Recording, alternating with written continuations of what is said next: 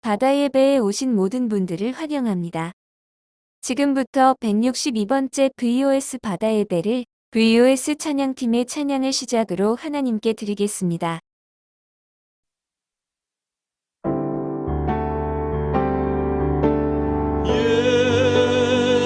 예수는 그리스도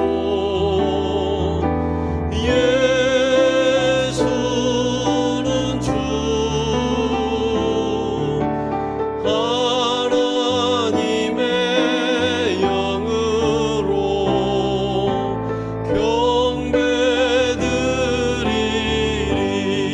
경배드리리 지존하신 주님 이름 앞에 모두 무릎 꿇고 다 경배해 거룩하신 주님 보좌 앞에 엎드려 절하세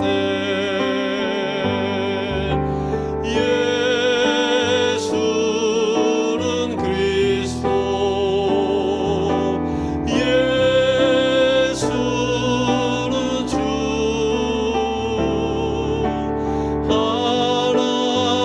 하나님의 영으로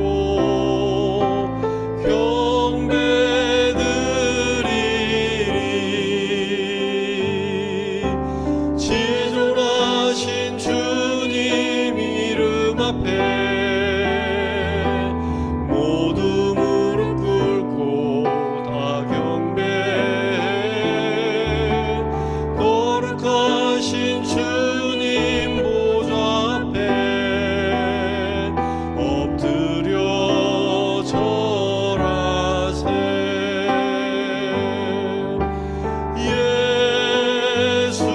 예수는 그리스도 예수는 주 하나님의 영으로 경배드리리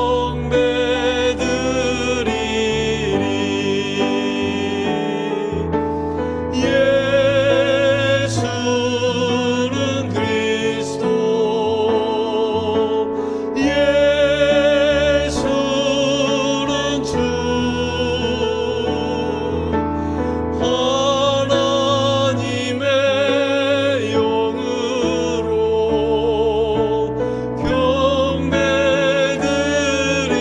경배드리리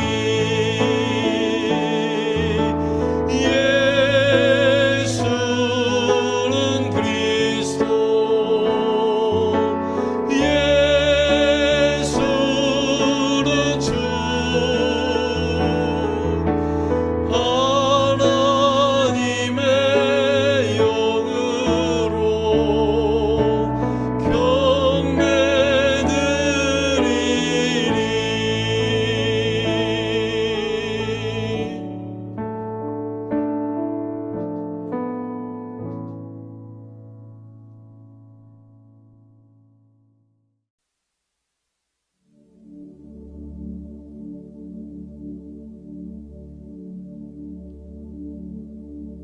주님의 보좌 앞에서 간절히 기도합니다.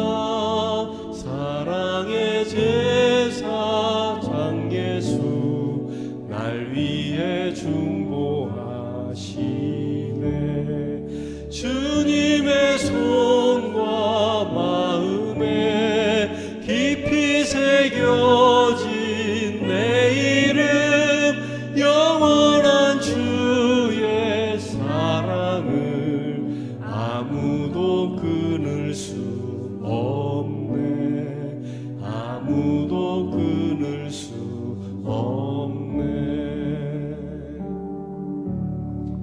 내 마음 낙심이 되며 죄책감에 휩싸일 때 내 모든 죄를 사하신 주님을 바라봅니다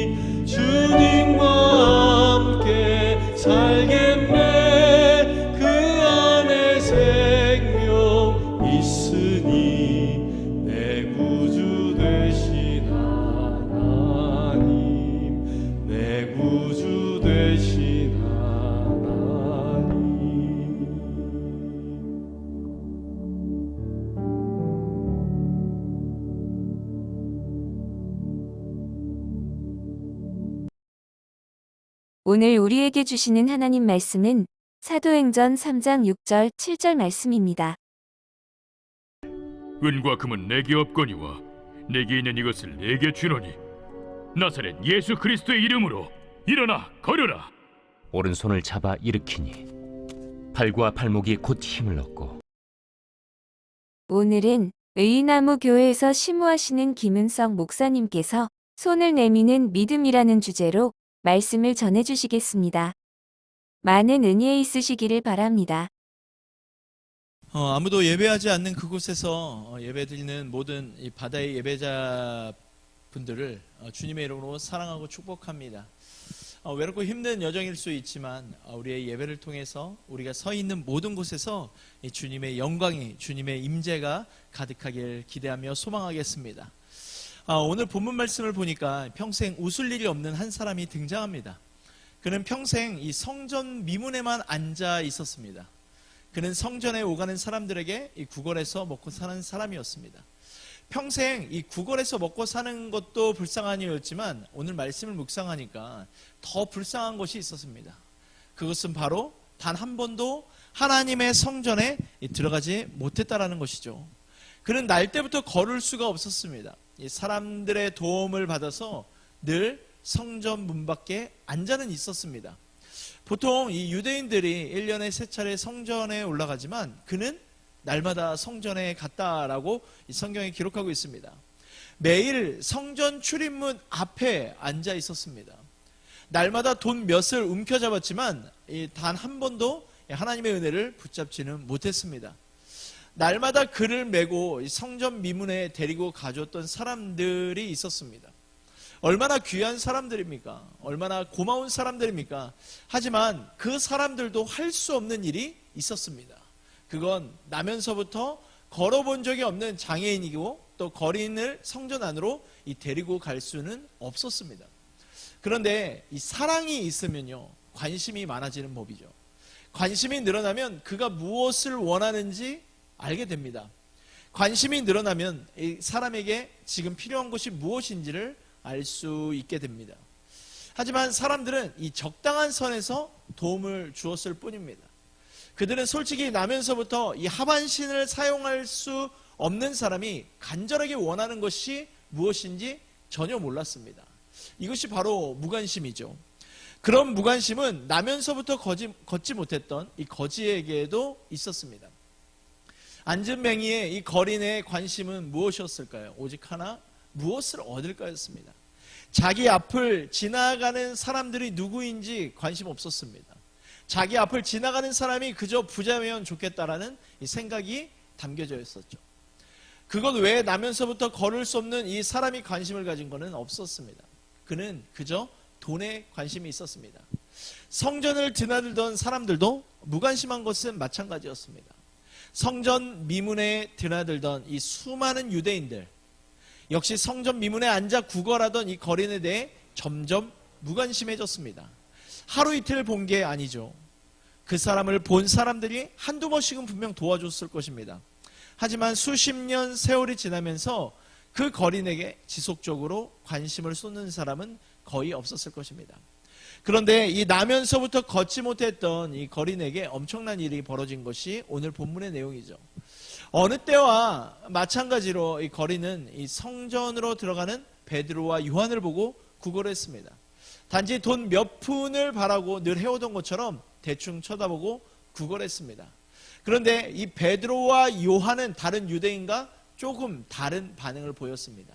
이 4절 말씀에 보니까 베드로가 요한과 더불어 주목하여 이르되 우리를 보라 하니라고 말씀합니다. 베드로와 요한은 발걸음을 멈추고 거린을 주목했다라고 말씀은 소개하고 있습니다. 다른 사람들처럼 그냥 돈만 주고 지나가면 되는데 이 베드로와 요한이 어떻게 했냐면 거린에게 눈을 고정했다라는 것이죠. 그리고 거린에게 우리를 보라라고 말했습니다. 이 베드로와 요한이 나면서부터 걷지 못했던 이 거린을 주목하면서 거린이 신이 났죠. 왜냐하면 오랜만에 자신에게 관심을 보이는 사람을 만났다고 생각했으니까요. 왜 그렇게 신이 나서 베드로와 요한을 관심 있게 바라보았을까요? 이 5절 말씀에 보니까요, 그가 그들에게 무엇을 얻을까 하여 바라보았다라고 기록하고 있습니다. 그의 마음속에 무엇이 있었던 것이었습니까? 돈을 좀 더 받을 수 있을까 하는 이 간절함 때문이죠. 나면서부터 걷지 못했던 이 거린을 향해서 베드로와 요한의 관심은 그저 그것으로 끝나지 않았습니다. 이 거린을 향한 베드로와 요한의 관심과 사랑은 계속됨을 보게 됩니다. 그 관심은 영혼을 향한 하나님의 관심이고 이 하나님의 사랑이었습니다. 그것을 베드로와 요한이 거린에게 표현하는 내용이 사도행전 3장 6절 7절 오늘 읽을 말씀인데, 베드로가 이르되 은과 금은 내게 없거니와 내게 있는 이것을 내게 주노니 나사렛 예수 그리스도의 이름으로 걸으라 하고 오른손을 잡아 일으키니 발과 발목이 곧 힘을 얻었다라고 성경은 소개하죠. 베드로가 나면서부터 걷지 못한 이 거린에게 준 것은요, 은과 금이 아니었습니다. 거린은 솔직히 은과 금을 기대했을 것입니다. 하지만 베드로는 거린에게 은과 금 대신에 예수 그리스도를 주었습니다. 베드로에게 있는 것이 예수 그리스도였기 때문입니다. 은과 금보다 예수 그리스도가 더 소중했기 때문입니다. 베드로는 거린에게 예수 그리스도의 이름으로 걸어라 라고 선포하죠. 베드로는 말씀만 선포한 게 아닙니다. 이 베드로는 거린의 오른손을 잡아 일으켜 주었다라고 말씀에 기록이 되어 있습니다. 드디어 기적이 일어났습니다. 나면서부터 걷지 못했던 이 거린이 예수 그리스도의 이름으로 자리에서 일어났습니다. 이 놀라운 기적을 통해 우리가 기억할 게 하나 있습니다. 베드로가 거린을 고친 것은 아니죠. 예수 그리스도께서 이 베드로를 통해서 고치셨죠. 베드로는 단지 예수 그리스도의 이름을 힘입어서 선포했을 뿐입니다. 예수 그리스도의 이름으로 걸어본 적이 없던 거린이 일어나게 되었습니다.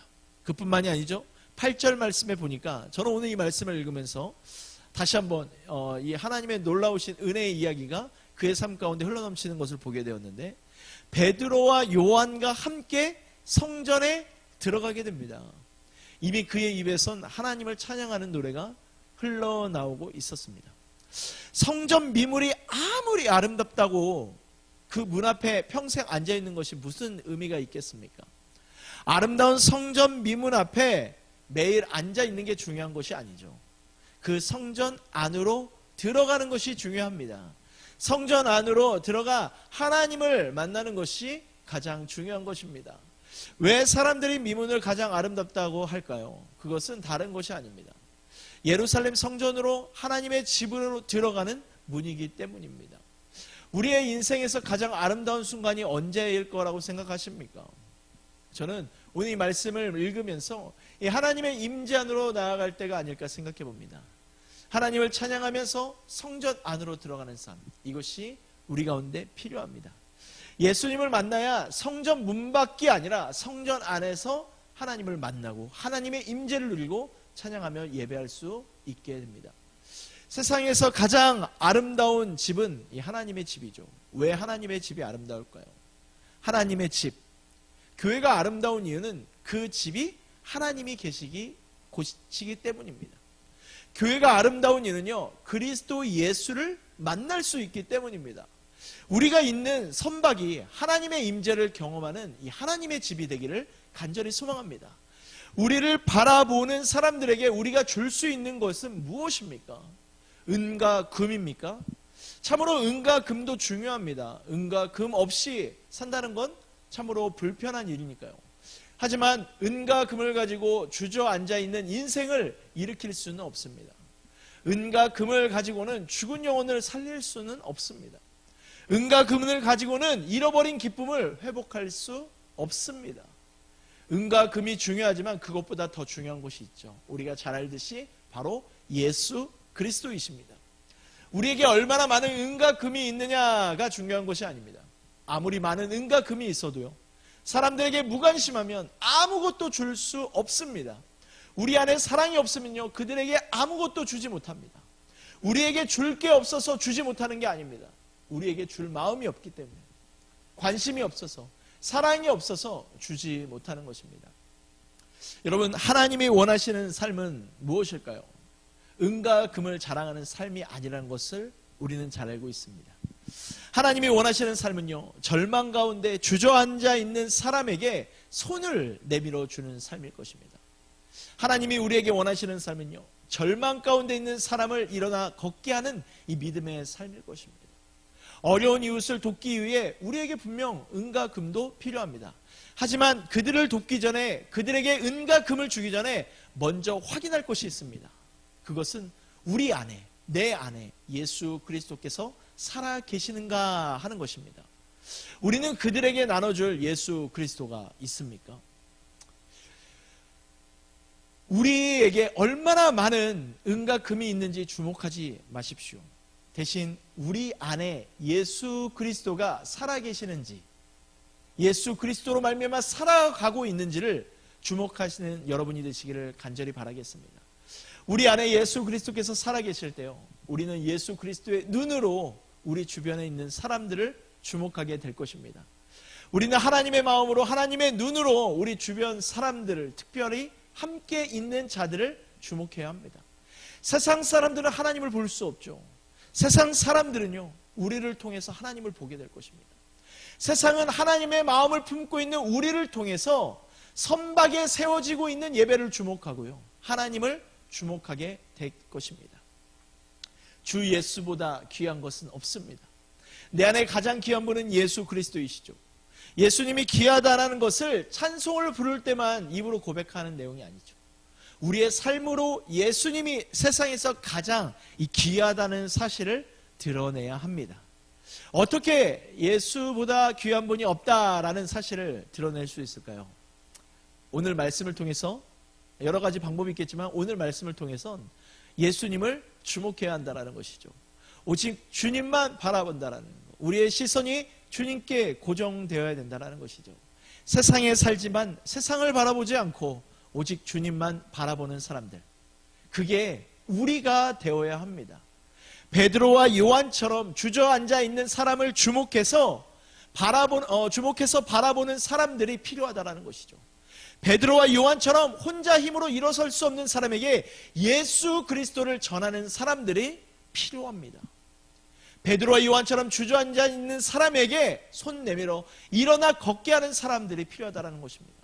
저는 오늘 이 함께 예배드리는 모든 바다의 예배자들이 서 있는 각 처소에서 예수 그리스도의 마음을 갖고 주목하여서 하나님을 알지 못하는 자들을 바라보기를 원합니다. 그리고 손을 내밀어서 함께 성전으로 나아가는 삶을 살아내시기를 간절히 바라겠습니다. 함께 기도하겠습니다. 좋으신 하나님, 주님을 의지합니다. 우리가 세상을 주목하기보다 하나님의 마음을 갖고 하나님을 주목하며 살아갈 수 있도록 우리들의 삶 가운데 주님의 은혜를 부어주시옵소서. 특별히 하나님, 우리가 어떠한 상황에 있든지 주님과 동행하는 삶을 통하여 우리 안에 예수 그리스도를 모시며 살아가게 하시고, 그 삶을 통해서 우리가 세상을 바라보며 그들에게도 예수 그리스도를 전하는 귀한 그리스도의 삶이 되어질 수 있도록 하나님 우리들 가운데 함께하여 주시옵소서. 주님을 바라보기를 원합니다. 우리 가운데 함께하여 주시옵소서. 감사드리며 예수님의 이름으로 기도드렸습니다. 아멘. 162번째 중보기도 시간입니다.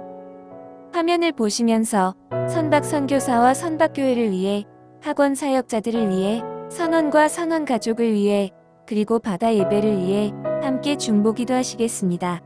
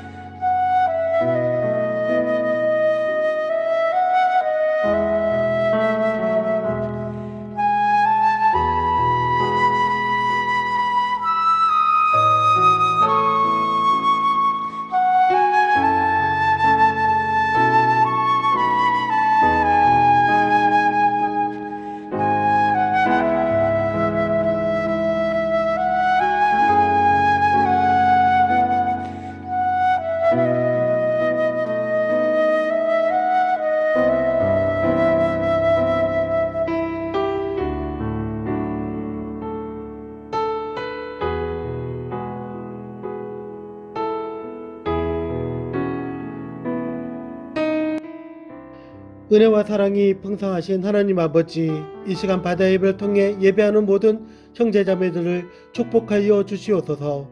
예배를 통해 선원들이 주님의 인재를 느끼고 신앙이 더 깊어질 수 있도록 인도하여 주시길 원합니다. 바다 위에서도 주님을 찬양하며 말씀을 나누는 시간들이 되게 하여 주시고 그 속에서 하나님의 영광이 나타나는 시간 되게 하여 주시길 원합니다. 파손된 선박선교사들과 선박교회를 위해 기도합니다. 이들이 한 사람의 예배자로서 굳건히 서게 하시고 그들의 예배를 통해서 선원들이 주님을 만날 수 있도록 인도하여 주시길 원합니다. 그들의 사역 가운데 하나님의 은혜가 넘치게 하시고 선박 위에서도 주님의 사랑과 진리를 전할 수 있도록 지혜와 용기를 더하여 주시기를 원합니다.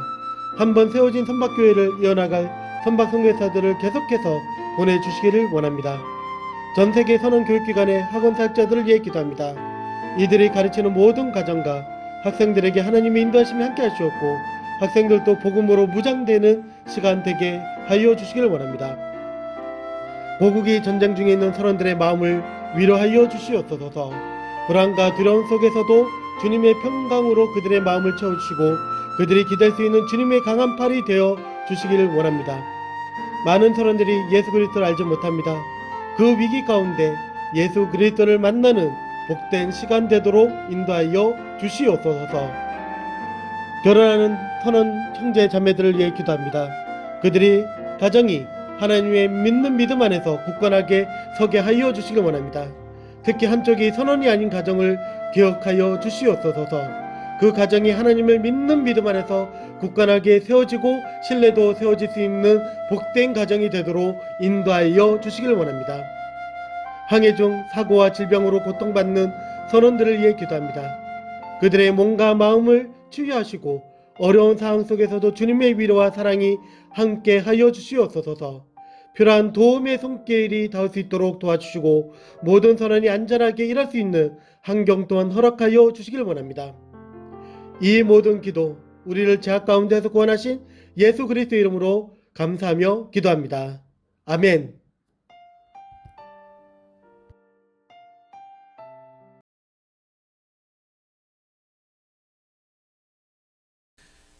이제는 우리를 죄악 가운데 구원해 주신 고마우신 예수 그리스도의 은혜와 하나님 아버지의 사랑하심과 성령 하나님의 동행하심이 다시 한번 주님을 신뢰하며 주님의 손을 붙잡으며 주님의 마음을 가지길 소망하는 우리 모든 바다의 예배자들과 또 이 예배 가운데 함께하는 모든 자들을 위해 이제로부터 영원까지 함께하옵시기를 간절히 축원하옵나이다. 아멘. 바다 예배 알림입니다. 오늘 말씀은 의인나무교회에서 심우하시는 김은석 목사님께서 전해주셨습니다. 다음 주에는 YWAM 암스테르담 지부에서 섬기고 계신 전소윤 간사님께서 말씀을 전해주시겠습니다. 오늘 드려진 중보기도로 한 주 동안 중보기도에 힘써 주시기를 부탁드립니다.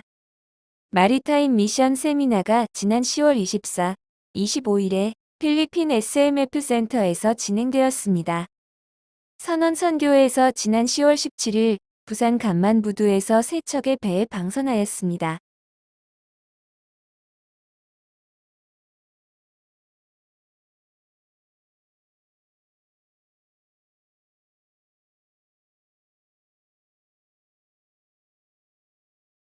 소식을 보시면서 선박과 선원들, 그리고 형제 자매들을 위해 기도해 주시기를 부탁드립니다. 이상으로 모든 예배를 마치겠습니다. 예배에 참여해 주셔서 감사합니다.